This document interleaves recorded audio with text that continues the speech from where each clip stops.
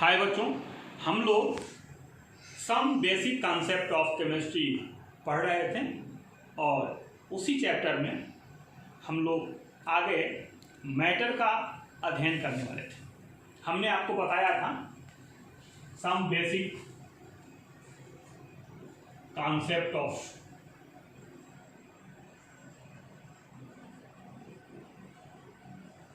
Chemistry पढ़ रहे थे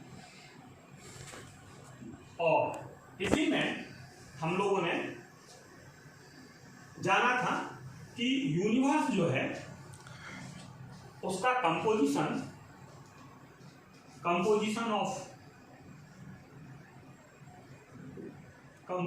ऑफ यूनिवर्स की बात की थी। तो हमने बताया था कि पूरा यूनिवर्स दो चीजों का है बस। एक है एनर्जी, जिसकी चर्चा हम लोगों ने कल खूब की थी। हमने आइंस्टाइन का वो सूत्र भी बताया था, E बराबर mc²। और दूसरा है मास। ये मास ही मैटर है, यही मैटर है।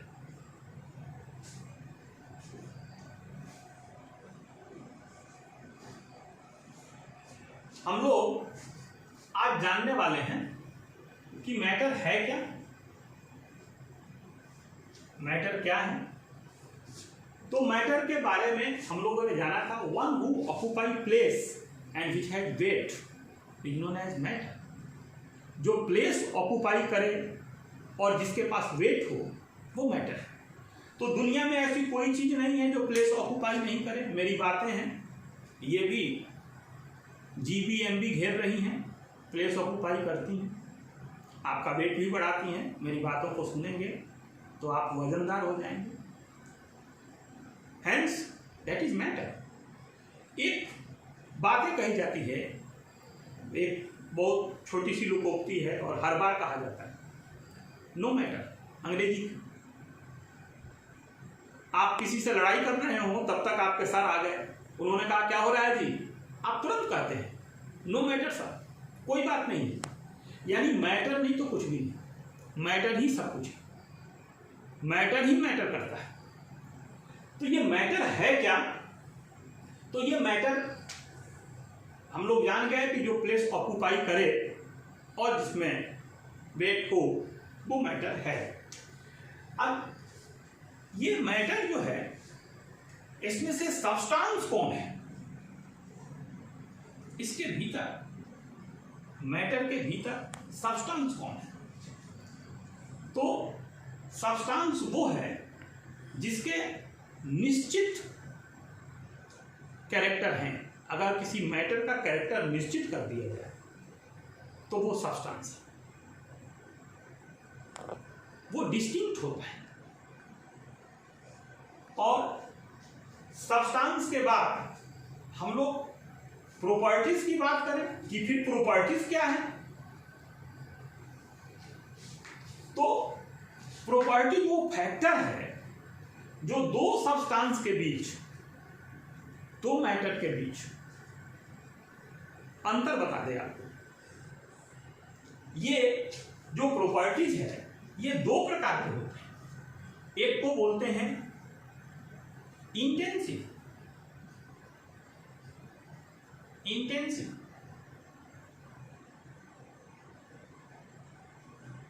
इसको बोलते हैं गहन गुण। हिंदी लिखते जाइएगा, फिर से वीडियो चला के देख लीजिएगा। मैं प्रत्येक अंग्रेजी का हिंदी जरूर बोलता हूं। तो इंटेंसिव का अर्थ होता है गहन गुण। तो गहन गुण क्या है? तो गहन गुण जो मात्रा पर निर्भर नहीं करता, आकार पर निर्भर नहीं करता। पानी 1 लीटर हो या 100 लीटर हो, अगर पानी का क्वथनांक 100 डिग्री सेल्सियस है तो 100 डिग्री सेल्सियस ताप देने पर ही 1 लीटर पानी भी उबलेगा, 1000 लीटर पानी भी उबलेगा। तो इस गुण को बोलते हैं इंटेंसिव, गहन गुण। दूसरा गुण होता है extensive.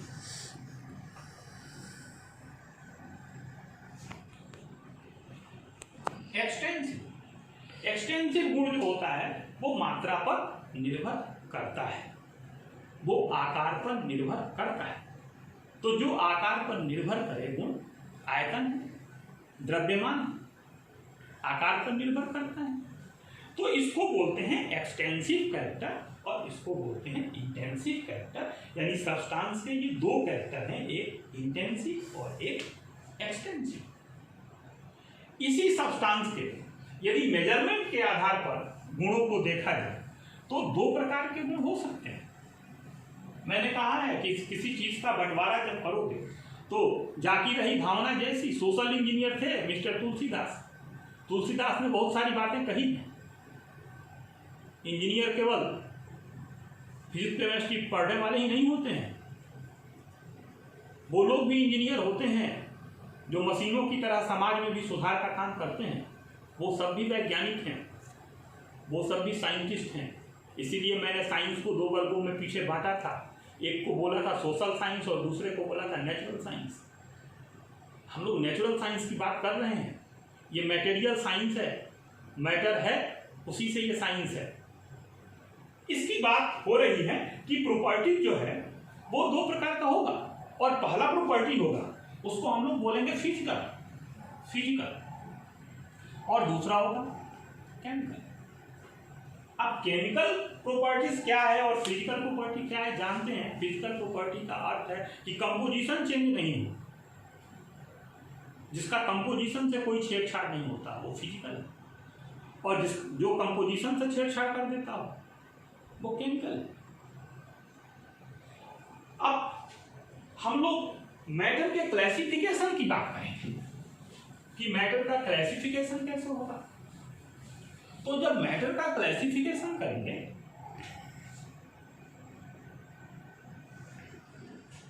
Classification of matter,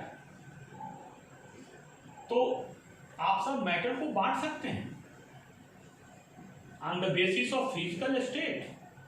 physical state के आधार पर, भौतिक अवस्था के आधार पर तीन वर्गों में बांट सकते हैं। एक को बोलते हैं सॉलिड, दूसरे को बोलते हैं लिक्विड, तीसरे को बोलते हैं गैस। दो वर्गों में भी बांट सकते हैं। इन दोनों को एक साथ फ्लूइड कहते हैं। भाई साहब, फ्लूइड जिसमें बहने का गुण होता है, लिक्विड में भी होता है, गैस में भी होता है, दोनों फ्लूइड है। और एक सॉलिड है। सॉलिड को हम लोग कह सकते हैं रिजिड, हिलेगा नहीं। सॉलिड है अपनी दोस्ती, जिसके मॉलिक्यूल के बीच में इंटरमॉलिक्यूलर स्पेस कम होगा, अंतर आणविक स्पेस जो होता है वो कम होगा, जगह कम होगी, उससे तीसरा मॉलिक्यूल नहीं जा सकता है। जैसे ये एक मॉलिक्यूल है, ये दूसरा मॉलिक्यूल है, अब तीसरा इसमें से निकल जाए तो ये फ्लूइड हो जाएगा। और यदि ये दोनों पास पास हों और तीसरा इसमें घुस नहीं पाए तो ये सॉलिड हो जाएगा। तो हम लोग देख रहे हैं कि मैटर जो है वो क्या है। तो अब ये मैटर बटा मैटर को बांट सकते हैं, ये तो इसका फिजिकल आधार है। अगर केमिकल आधार के पर बांटे तो केमिकल आधार पर तीन वर्गों में बांट सकते हैं।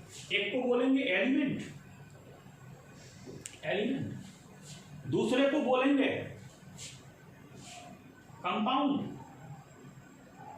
कंपाउंड, और तीसरे को बोलेंगे मिक्सर। मिक्सर दो प्रकार के होते हैं। एक को बोलते हैं होमोजीनियस,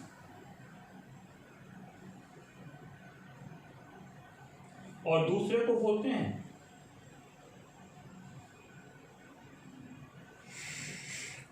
हेट्रोजीनियस। मिक्सर दो प्रकार के होते हैं।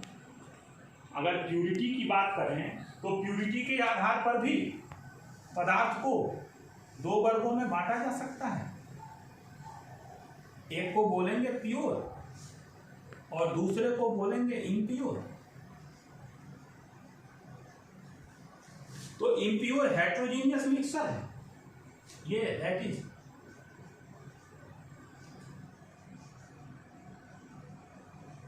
हेट्रोजीनियस मिक्सर, ये इम्प्योर है। और प्योर ये तीनों हैं। कौन कौन? एलिमेंट प्योर है, कंपाउंड प्योर है और होमोजीनियस मिक्सचर।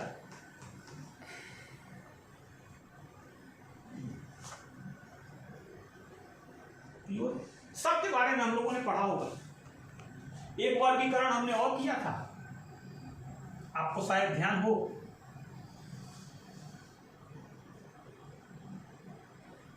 ऐसा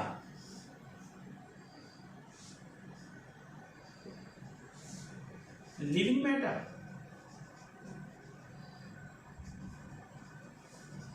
डेड मैटर,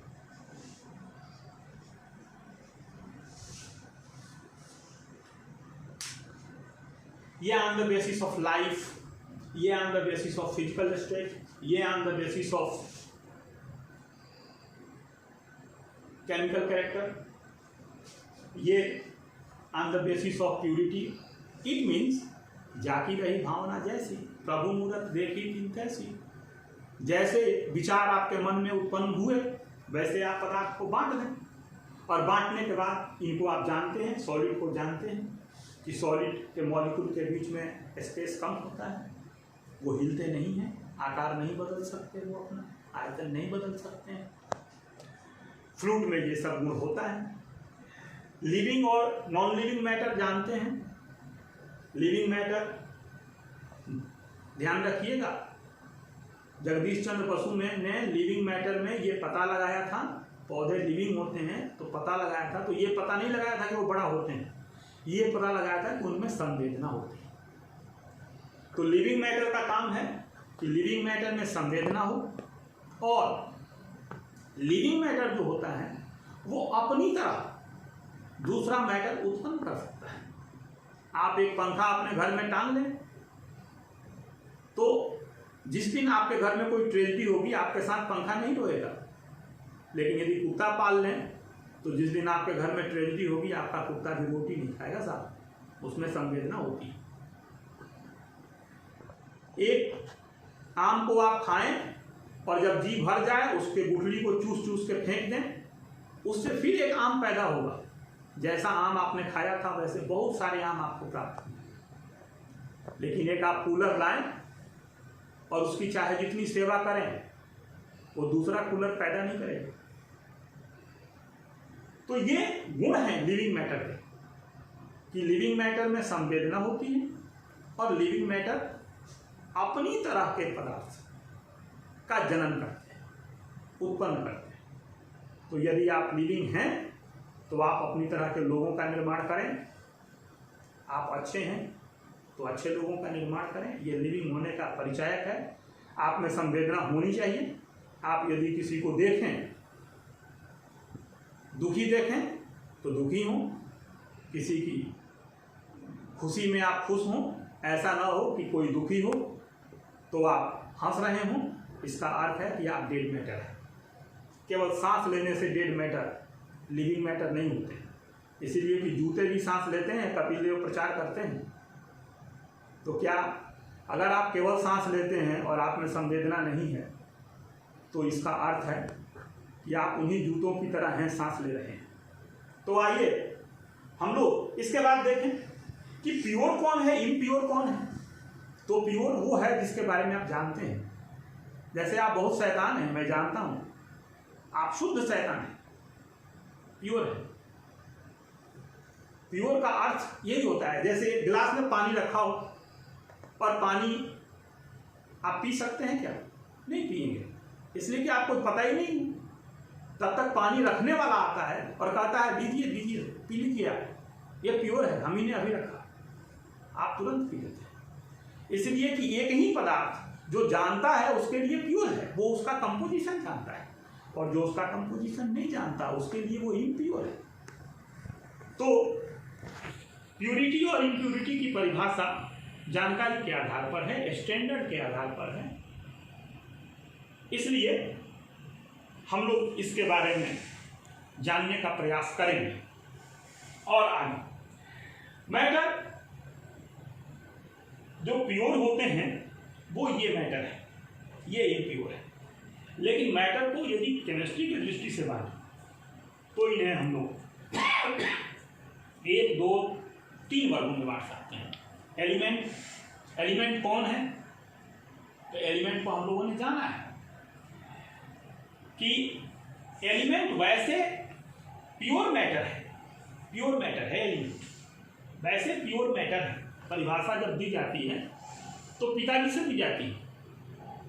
आपसे कोई पूछे आप कौन हैं, तो सबसे पहले बताएंगे कि आप किसके लड़के हैं, और उसके बाद बताएंगे कि आप क्या करते हैं। तो एलिमेंट कौन है? तो मैटर है।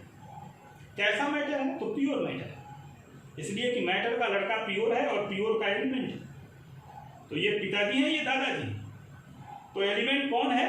तो प्योर मैटर है, जो किसी भी फिजिकल और केमिकल फेनोमेना के द्वारा, किसी भी भौतिक रासायनिक विधि से एक से अधिक शुद्ध पदार्थों में बांटा नहीं जा सकता है।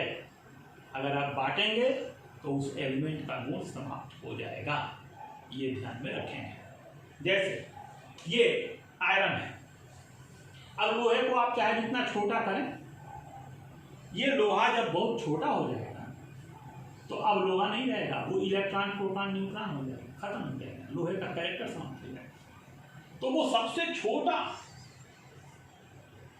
सिंपलेस्ट, प्यूरेस्ट पार्टिकल है। कंपाउंड क्या है?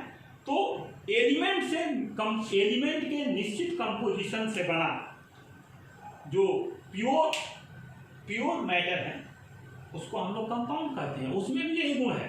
जैसे ये पानी है, ये कंपाउंड है। ये पानी सबसे छोटा पानी, उसके बाद इसको तोड़ेंगे तो पानी नहीं मिलेगा, हाइड्रोजन ऑक्सीजन मिल जाएगा। और फिर मिक्सर क्या है? तो दो या अधिक पदार्थों को एक साथ मिला दिया तो उसको बोलेंगे मिक्सर। लेकिन यदि उस मिक्सर में जो पदार्थ मिलाया गया जिसमें उसके सभी भागों में वो समान अनुपात में है तो उसको बोलेंगे होमोजीनियस मिक्सर, होमोजीनियस बोलेंगे। और homogeneous mixture is known as solution.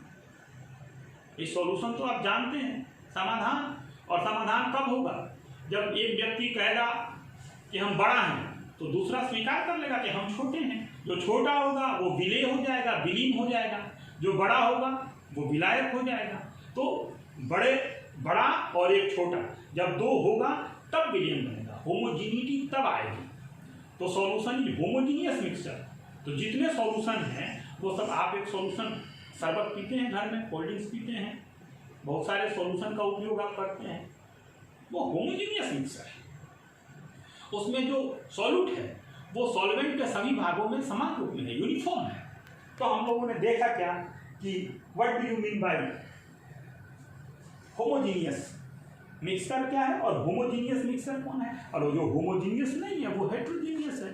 और जो हेट्रोजीनियस है उसके बारे में, उसके कंपोजिशन के बारे में आपको पता नहीं है, इसलिए वो इम्प्योर है। और होमोजीनियस मिक्सचर प्योर है, कंपाउंड प्योर है, एलिमेंट प्योर है।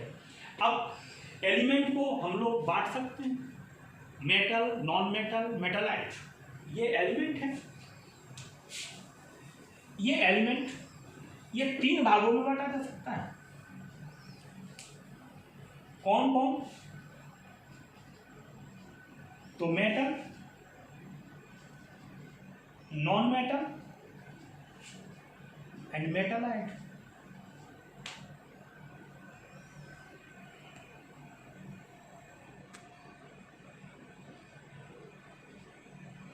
मेटल कौन है?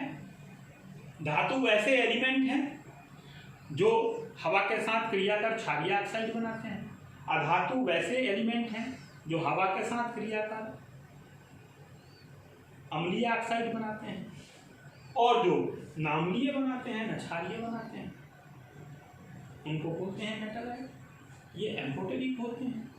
अब उसके बाद देखें हम लोग कि मेटल कौन है। तो मेटल वो हैं जो सामान्य अभिक्रियाओं में इलेक्ट्रॉन का त्याग करते हैं। नॉन मेटल कौन है? तो वो हैं जो सामान्य अभिक्रियाओं में इलेक्ट्रॉन को ग्रहण करते हैं और ये मौका पा करके कभी त्याग देते हैं, कभी ग्रहण कर लेते हैं। मेटलाइट हैं, उपधातु में बीच के हैं इन दोनों के। फिर मेटल कौन है? तो मेटल में तन्यता होती है, मेटल में आघातवर्धता होती है, मेटल हाई डेंसिटी के होते हैं, मेटल में एक मेटालिक लस्टर होता है, ये सब इनमें नहीं होता है नॉन मेटल में। और इनमें कुछ मेटल के गुण होते हैं और कुछ नॉन मेटल के गुण होते हैं, इसलिए इनको बोलते हैं हम लोग मेटलाइट। तो हम लोगों ने देखा कि एलिमेंट को कैसे क्लासिफाइड किया जाता है, कंपाउंड को कैसे बांटते हैं।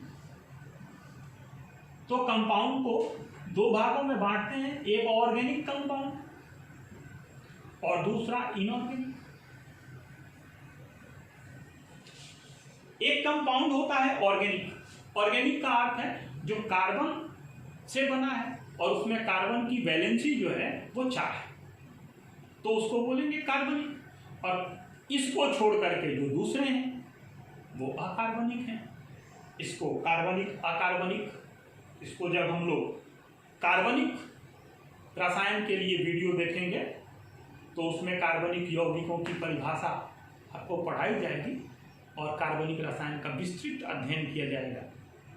वो वीडियो भी जारी हो चुका है, उसको भी आप पढ़ सकते हैं। 2 चैप्टर एक साथ शुरू है 11th के लिए, एक some basic concept of chemistry और दूसरा ऑर्गेनिक केमिस्ट्री का पहला चैप्टर भी शुरू है।